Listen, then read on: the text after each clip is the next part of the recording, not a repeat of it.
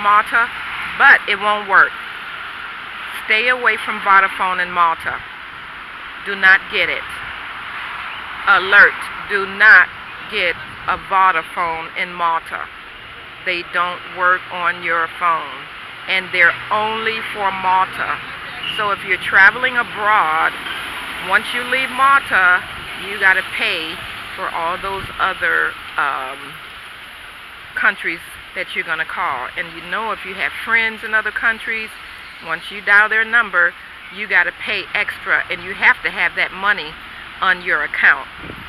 So do not get a Vodafone for Malta.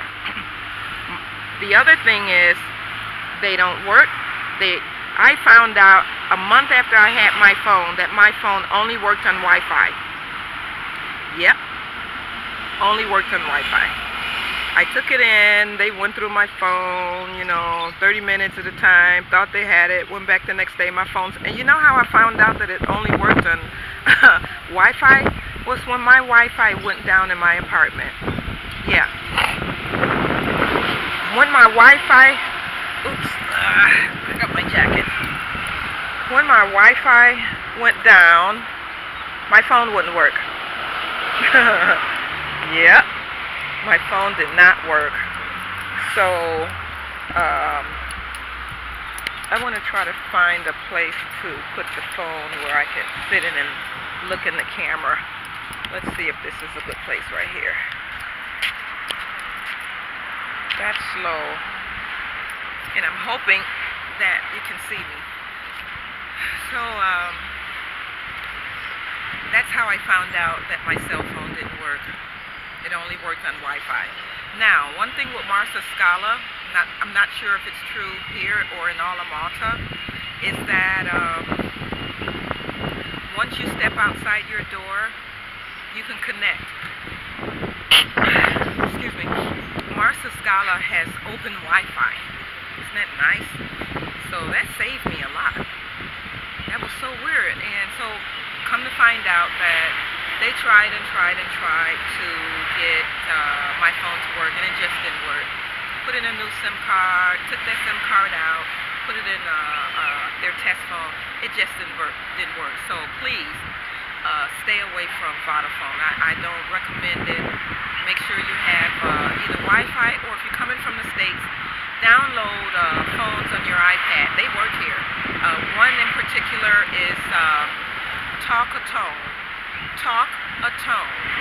Make sure you download it on your phone or on your iPad before you come here, because you can't download it here. That's how I call home. Then you can also, it's free texting. I send pictures, I text, I call. That's how I talk to my family. It's really nice. You can also I paid 99 cents for 60 minutes of international calls on Talk-A-Tone. So there's so many ways you can talk to your family. WhatsApp, there's so many different apps.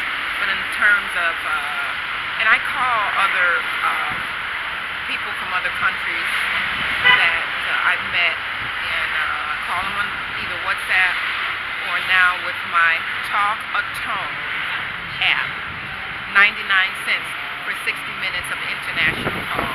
It only works on Wi-Fi because I don't have any data on my iPad. There is no data, so of course I have to use Wi-Fi. I thought I found apps that I could use that don't need Wi-Fi in terms of translation. Haven't been able to find one yet. I got about 4 different translating apps, but I'm just going to continue to learn the language. I learn the language like on YouTube, and yeah, I have Duolingo, Memrise, and because one thing you should know is that people will accept you better if you at least try to speak their language. Not here in Malta. Malta is an English-speaking country, but let me tell you about that. They only speak English if you speak English to them. They will not voluntarily speak English. So basically for the first like 6 weeks, everywhere I went, everybody was speaking a different language, which really doesn't bother me. I'm kind of wearing that. I don't care, you know, because I'm always thinking about something, so I'm not trying to hear what you're saying.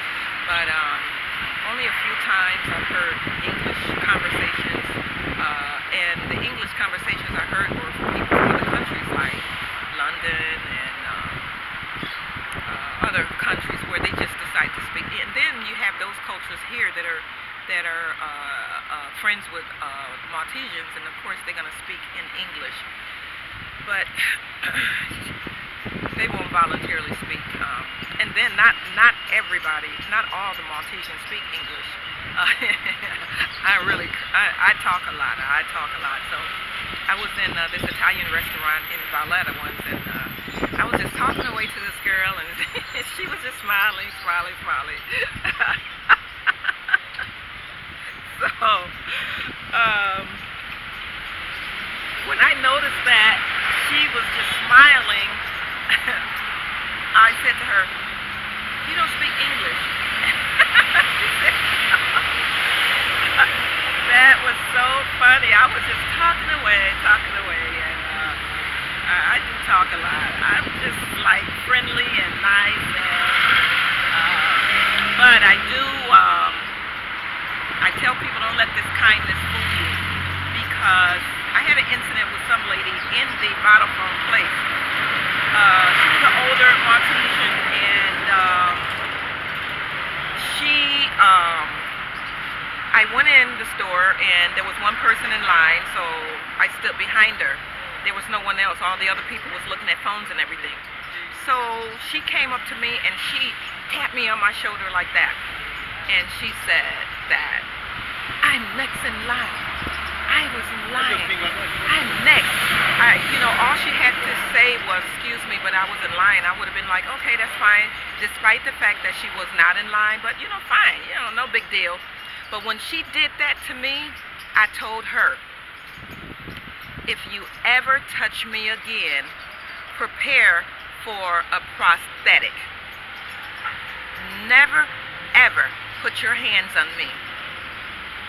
I was the next one. It doesn't matter. And I will repeat myself. And that's what I said to her. If you touch me, because she didn't do it soft. She did it like this, abrasive.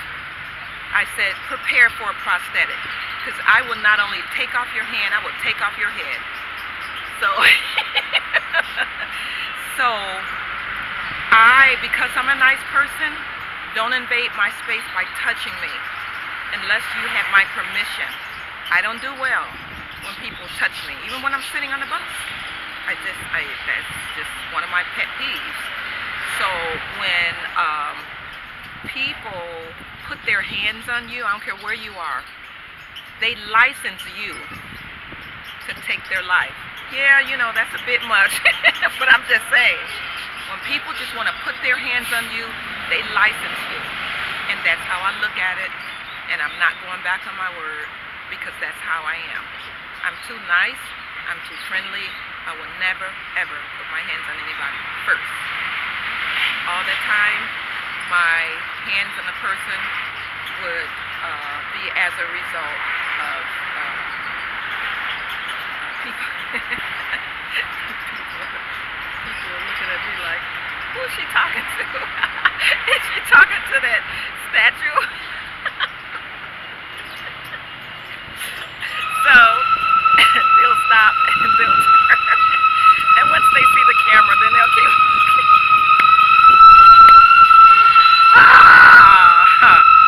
So that was the only bad experience that I had here in Malta. Everything else, people who they are. I'm cool. I'm flexible. You wanna. If you want to act like a butthole, do it. I'm not going to go where you are. I'm just too happy, enjoying my life, and you really can't, I don't personalize anything anybody does, the way they look at you, the frowns they give you, even if they're talking about you in their other language, that's fine, because I don't know your language, and I got too much going on in my mind to even be focused on what you're saying. And if I don't know what you're talking about, it really doesn't matter. Some people are like, ooh, I wonder if they're talking about me. I wonder if they're talking about me. And I'm like, why bother yourself with that? So that was the only unfortunate experience that I had here, and that's a no-no. Never touch anyone. You never put your hands on anyone. And so the girl in the store, she says, oh yeah, some of these older Maltesians, they're very abrasive. I said, they haven't seen abrasive. They have not seen abrasive. As nice as I am, I can be just as abrasive. And I just don't play. I had enough abuse in my life. I don't play with people. I'll love you to death, and that's what I do. My job is to love you, to help you, to tell you about Christ, to share, my experiences with the Lord, and that's who I am. So living as an expat thus far, there's nothing that I will say, no, I'm not going to do this again. No, because like I said, you have to be disciplined and flexible. You have to say, you going in these countries, you're going to have to accept their way of living and things, but you don't have to accept everything, like people putting their hands on you. You don't have to accept that, and I agree with whatever, so I'm going to continue on. I'm looking forward to Rome. I'm looking forward to all the places and to sharing it with you, and just to give you the real stuff. Now, as far as apartments, the apartment that I lived in, I was first in the penthouse on the 4th floor, which is fine because there was no lift, meaning an elevator, and there were 56 steps to my apartment. And I did my exercises, I did my stair climbing, which was really cool. But I found problems with that apartment, so you have to really be careful not to get any apartments that don't have reviews.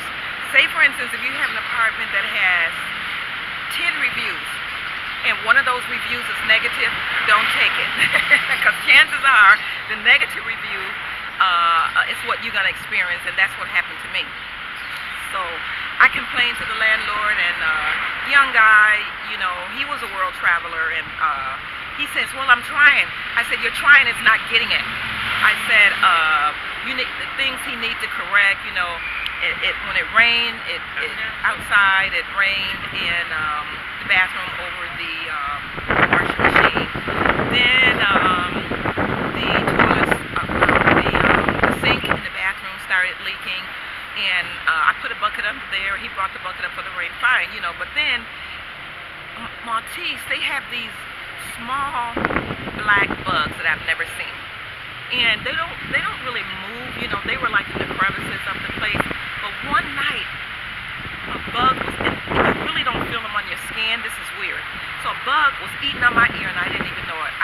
After a while, I saw the bug fly away. My earlobe. Do you know that my earlobe was infected? Oh my gosh, it hurt like hell. And I couldn't even touch it. I was like, oh. So I went to the doctor. It was infected, so I ended up putting, I have some colloidal silver, put it on there to ease the pain, and then I started putting antibiotic equipment on there. So after about a week, almost 2, I was able to even touch my ear. I was like, man, oh man. So you really got to be careful with these apartments. So anyway, when I told him that I was going to complain to Malta and other places, he offered me the other apartment that I did the video on. And plus his post lied. He lied in his post. I said, you're deceiving people.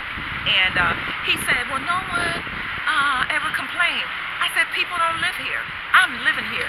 You got people that are coming here to stay 2 and 3 days. Heck, they don't care. They're in and out, and then they're out of here. That's the difference. If you don't want long-term renters, then don't rent to long-term renters, because they're going to see everything that these other people don't see. So he says, well, I have the first floor apartment that's going to be available on the 8th. I says, okay. I said, I want to look at it first, and I want to look at it on a rainy day because, you know, sometimes rain comes in. He says, oh yeah, go look at it. So I went and looked at it, and it's always open because the building is secure, so no one can come in unless they know the code. So I went and looked at it, and he said that the door is always open. And it was pretty nice, and that's the apartment that I did the video of. So I looked at it more than once. Because, you know, I looked at it pretty fast the first time, then the second time I took my time and went through it, and it looked pretty decent, you know. So I moved in on the 8th or the 9th, and I found stuff that I didn't see. It didn't rain in the apartment, but the smell, there was like, and the same thing with my first apartment, there's this sewer smell that came up through the drain from, and this is a penthouse apartment, so there was a sewer smell that came up through the drain of the shower. Same smell was in this apartment, and so now I'm getting stressed out. Okay, my blood pressure is going up. Like, man. So what I did was I burned incense all the time, and I sprayed and da. Then I noticed another weird kind of smell in the bathroom. It's like, what is that? And I'm getting headaches every single day. I'm like, okay, what's going on? Something's definitely going on. So as I normally, I don't want to tell you how I take a shower, but normally when I get to take a shower, I'm facing the you know, the water coming down. So this particular day, you know, I turn around in the shower, and what do I see? There's accordion doors, right? And so I turn around, and mold galore in these accordion doors. I was like, that's what I'm having these headaches. Oh my gosh. Oh boy, this is so funny. And so I told him about the mold, and he came and said that he would have the guy come in and change those doors. And I said, you got mold up there? And I said, that's why we have those headaches. So actually, you know what I did? I didn't even sleep. The bedroom was adjacent to the room, and so I didn't even sleep in the room anymore. There was a door, so I kept the door locked. When I did that, the headaches went away. So because with mold, there's spores in the air, you can get seriously sick. But it was that, and it was in combination with that sewer smell. It was just unreal. So I had already planned. You know, I wasn't gonna be there for the whole month of October, and I would not have if I had planned on going to Rome. So we get a chance to review these landlords, and he's a nice, very nice person. You know, young. We had conversations. The niceness don't get it. So all my apartments that I have coming up, I make sure now that they're straight 5, either 4 or 5 across the board. And I actually went back and looked at the reviews of this place. One guy did give a bad review, and I don't know how I missed that. He talked about some of the same things that I talked about, and oh my gosh. So it's just showing that he doesn't care, because, well, nobody ever complains. I don't give a hoot. I'm complaining, and you better listen. I didn't say that to him. Very nice, so I'm very cordial. But I did let him know that I will complain to the state. I will complain to Malta. I told him I looked up everything online that I could complain to about your apartments. So he says, I'm trying. No, you're not.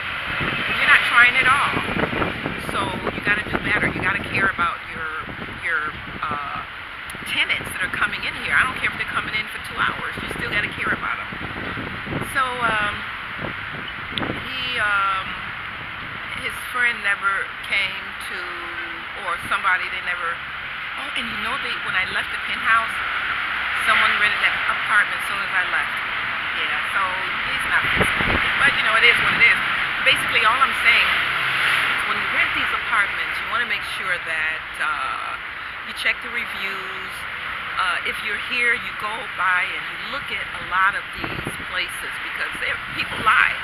They lie on their posts, they lie.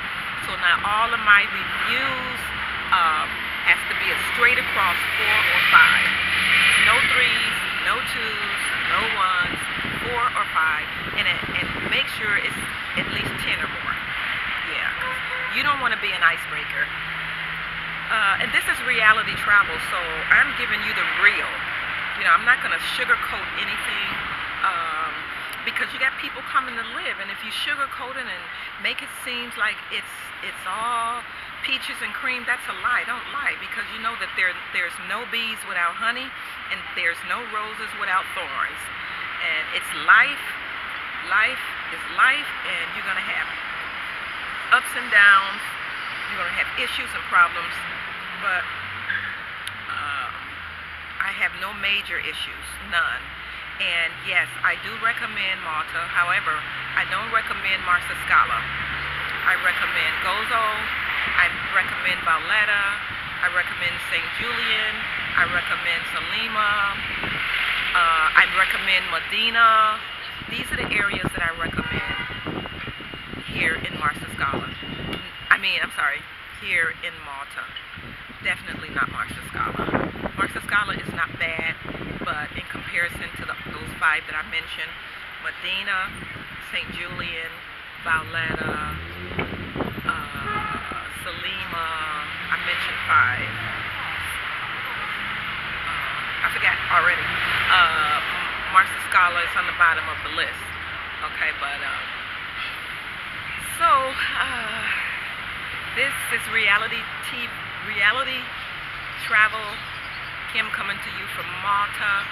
Our next video will probably be at the airport, going to Rome and landing in Rome. From there we'll be in Rome. All right, love you, thank you. Give me thumbs up on the video, ask questions, definitely subscribe, and I'm just so hoping that you're seeing me. Because I really can't